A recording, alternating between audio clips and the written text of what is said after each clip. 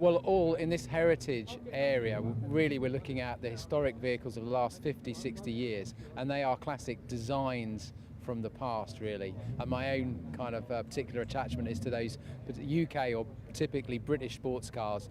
We see behind us the DB6, but also there are a number of Jaguars here, which do epitomise the British motorsport and motor car scene. It's the third car on the list that we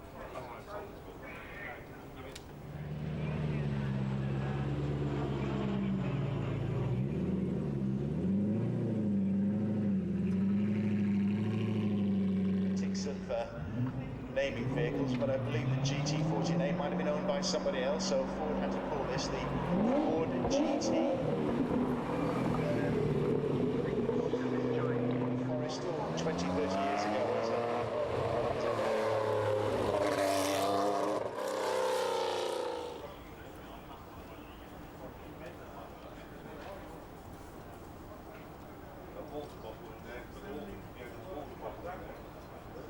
They are, something very special. They're not just a piece of engineering. They are, many of these are incredibly beautiful. I mean, the bonnet on that is a work of art more than just a car.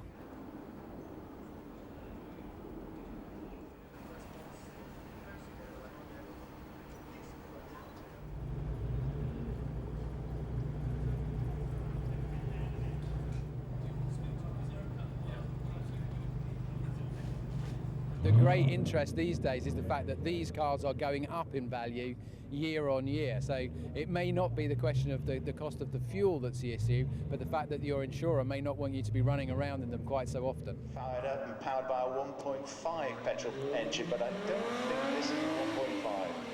Well, I'm going to stand out of the way, just make sure that this gentleman...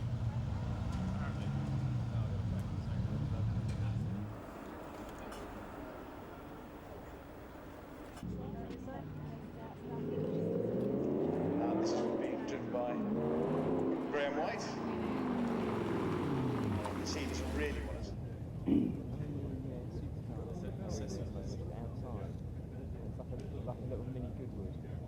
You get so much more feedback from these older cars, the classics, the heritage cars, than you do from a modern car where so much of the ability is taken away by the driver aids. These, every input you'll give, whether it be on your accelerator, your brake or the steering, every input is given back to you by the car. And this car won, or a car like it. Yes, we'll have a word with Rob, see what he thinks about this machine. No, why not? Why not? He's not a very talkative chap, ladies and gentlemen. I've got to really try and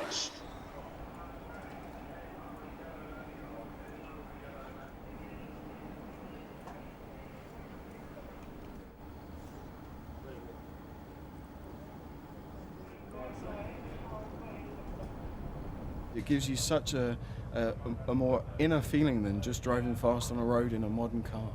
It gives you something in the soul, I think.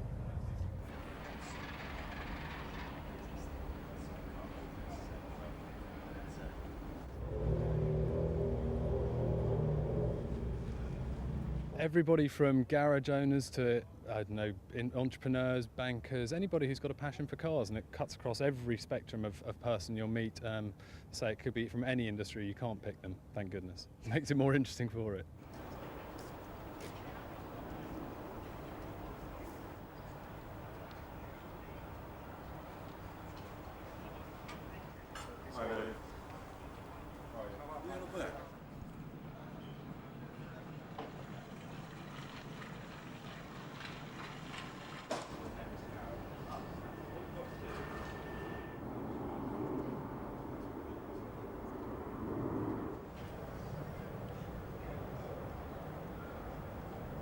Some of them come from museums, from personal collections and museums, but inevitably if we run out of fuel, you can't convert these to chip fat or to electric, and you wouldn't want to.